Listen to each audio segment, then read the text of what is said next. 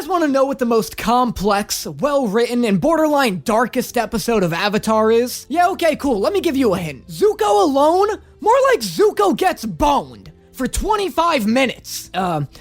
Figuratively, that is. Avatar: The Last Airbender is considered one of the best animated series of all time for its brutally honest depictions of war, complex and lovable characters, and eagerness towards exploring mature themes. If you ask people what their favorite episode is, a lot of times you'll hear Tales of Ba Sing Se, Crossroads of Destiny, or, if you're talking to a psychopath, Appa's Lost Days. By the way, if you ever meet someone whose favorite episode is Appa's Lost Days, kill him. Put him down. It's for the good of humanity that person no longer exists. But if you ask me, not a psychopath, I'd have to give it to Zuko Alone. Zuko Alone, in my opinion, is not only the darkest Avatar episode, but the most mature one. Look, Avatar is no stranger to dark themes, with one character being famous for plotting to massacre a town full of civilians, getting kidnapped and brainwashed, and then eventually getting hit in the chest with a rock so hard God refunds his life. And I know what you're thinking, who am I to be telling you which Avatar episode is the best? But listen, I'm a smart guy, okay? They don't let just anybody graduate from Slim Shady University. Guess who's back? So you know my credentials are legit. Zuko Alone is so upfront with its maturity, so unwavering in its drama,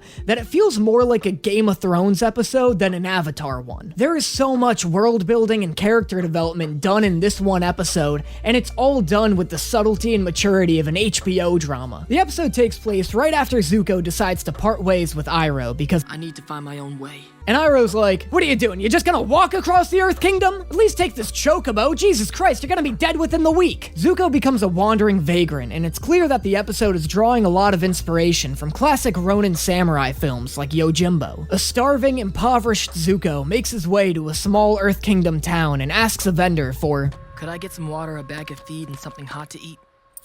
And look, I'm no Avatar socioeconomic major, but what's great about this scene is that it shows that Zuko has about as strong of a grasp on how much things cost in this world as I do. I mean, you handed the guy 2 small coins. What do you expect? A moons over my hammy and a grand slamwich? That's right, you guys have been asking for more Denny's-themed humor, and I'm delivering it. But this is the first time that Zuko is forced to survive without his uncle taking care of him or any soldiers to command, and he's learning just how little he has without his title. A kid throws an egg at some Earth Kingdom soldiers, and they get in Zuko's face, thinking it was him. He tells them to back off, and the kid takes Zuko home for a hot meal as thanks for not ratting him out. And this is the first really mature theme that the episode introduces.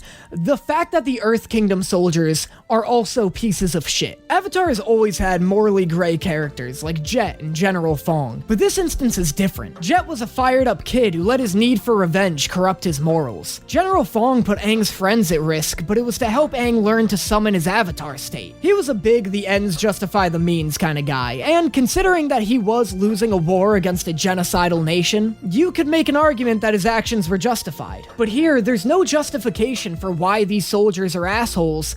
They just are. A lot of children's shows are really comfortable keeping the lines between good and evil very black and white because it's easier just to tell kids that there are good people and there are bad people. And you tell the kid that he's a good people and so he does good people things, and now you got a children's show. But I love how this just reinforces that there isn't one good nation. The Fire Nation's the antagonist of the show, but this episode shows that being of one nation doesn't make you a good or bad person. Being a good person is what makes you a good person. And I know that sounds like a pretty simple and obvious theme, but trust me, by the end of the episode, it's gonna get a lot more complex. So Zuko Alone becomes Zuko Together as he meets the boy's family and learns that their other son is off fighting in the war. The kid, named Lee, keeps asking about Zuko, but his father keeps being like, a man's past is his business. And you're just like, Jesus Christ, what has this guy seen? What's this dude's story? Zuko hasn't even said he doesn't want to talk about himself, and the dad's just like, a man is not to be asked about his past. Like, okay, dude, chill. No one's gonna ask you about your secret second family, don't worry. We then get our first flashback into Zuko's childhood, and this is where shit gets real dark. This episode, I think, has the most realistic depiction of children in the entire series. Hey Mom, wanna see how Azula feeds turtle ducks? It's messed up, but this is totally something a kid would do to try and get their parents' attention. He's trying to make his mother laugh at his sister's expense and doesn't realize or doesn't care that his actions are hurting others. Which, ironically is mimicking Azula's behavior way more than he's intending to. And it's common for troubled kids to do stuff like this, to lash out at small animals, to gain some sense of authority they don't have in their regular lives. The scene also gives us a sense of the frustration Zuko must be feeling towards his sister. Azula's cruelty is often praised and rewarded by her father, but when Zuko acts out, he's mauled by turtle ducks. I also love how his mother absolutely did not enjoy the joke. Zuko, why would you do that? Iroh, who at the time was a general in the Fire Nation's army, sends the family a letter from the warfront. And it's at this point that we're reminded that our favorite tea-loving philosopher was indeed once a war criminal. Ba Sing Se must be something to behold. I hope you all may see it someday. If we don't burn it to the ground first. Yikes. For Zuko, a pearl dagger from the general who surrendered when we broke through the outer wall. Never give up without a fight. Yeesh, hope that general at least put up a fight before he surrendered. You see what I mean though? Even this small moment is at least a little messed up. That knife was held by a man who fought tooth and nail to keep his city from falling to the oppressive power of the Fire Lord, no doubt losing countless friends and soldiers in the process. Now it's the toy of the Fire Lord's grandchild. So anyway, then Azula starts scheming. In every flashback, Azula is plotting to have her father usurp the Fire Lord, which again, wildly dark Nickelodeon. But this is what I meant when I said that this episode is super upfront about its mature themes. No ambiguous, oh, if the Fire Lord was gone, Dad would be Emperor, right? Azula's just straight up like, so if Iroh died and we killed the Emperor, then Dad would be king, right? The show takes its lore and politics so seriously, and the episode's so gripping because it doesn't have to dance around these kinds of things. Anyway, skipping ahead a little, Zuko trains Lee to use swords, which is cute, he makes a little friend. But then the next day, some Earth Kingdom soldiers show up to say, just thought someone ought to tell you your son's battalion got captured. You boys hear what the Fire Nation did with their last group of Earth Kingdom prisoners? Dressed them up in Fire Nation uniforms and put them on the front line unarmed. Jesus Christ! Look, I know I'm getting dangerously close to beating a dead horse at this point, but weirdly brutal and creative war tactics to be putting in your children's show, guys. But anyway, the father says he's going to the front lines to find their son. Zuko gives Lee his knife and takes off. Back in the flashbacks, we find out that Iroh abandoned the siege of Ba Sing Se after hearing that his son was killed in battle, which, already is yeesh. So then Ozai, being completely incapable of reading a room, takes his opportunity to be like, listen, Fire Lord, can I call you Gramps? Iroh's a nut. You know it, I know it. So what if, instead of him being heir to the throne, right, hear me out, I was heir to the throne? The Fire Lord, understandably, does not go for this pitch. Then later that night, Azula's like, Dad's going to kill you. Really, he is. And again, this is just another example of incredible child writing in this episode, while also being stupid dark. Azula says that the Fire Lord told Ozai that he should experience what it's like to lose a firstborn son, and so he's gonna make Ozai kill Zuko. What do I even have to say here? Do you really need me, a Slim Shady University Guess Who's Back alumni, to explain to you what makes this so dark? First off, Azula is the worst kid. This scene is so sadistic because you know Zuko's scared. Even though Zuko's trying to act tough, he's buying every word of it. But the craziest part is, she's not even lying. The comics confirm that Ozai was going to kill Zuko, but Ursa struck a deal with Ozai which saved him. The lore and political scheming in this show is so dense, not even just for a children's show, but just a show in general. Back in the present, the farmer's wife catches up with Zuko and tells him that their son has been captured by Earth Kingdom soldiers after he tried to pull a knife on them. I don't even know where he got a knife. Yeah, me neither.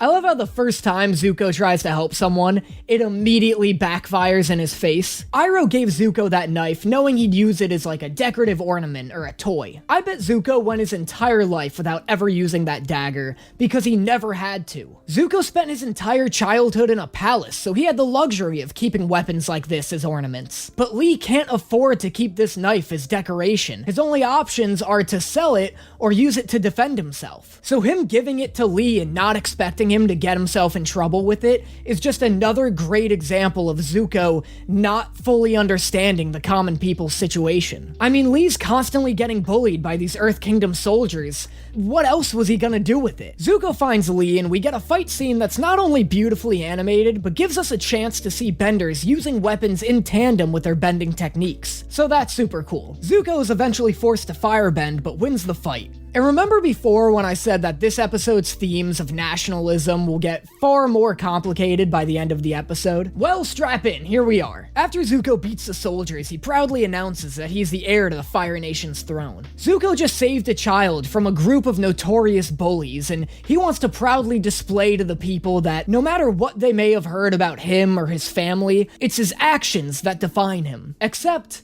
they don't. The town immediately turns on him. Even Lee rejects his gift and tells Zuko that he hates him. Despite saving Lee and possibly the town, Zuko can't escape the reputation of his bloodline. What makes this episode so complex is that it both pushes Zuko closer and farther away from his redemption. It shows that he's been punished his entire life just for existing, even when he tries to do good. He's punished for acting cruel, he's punished for acting kind, he's punished for trying. This episode teaches that you may not always be rewarded for doing what's good, and this series teaches that that shouldn't matter. That is a tough lesson to teach anybody. The idea that you should still do good, even when it backfires in your face, that's tough. That's a hard pill to swallow. But this show handles it incredibly well. What makes Zuko's redemption arc so effective and so memorable is that he does struggle for like a long ass time. His first attempt at being a good person doesn't reward him. And what makes his redemption feel earned is that despite this, despite constantly getting punished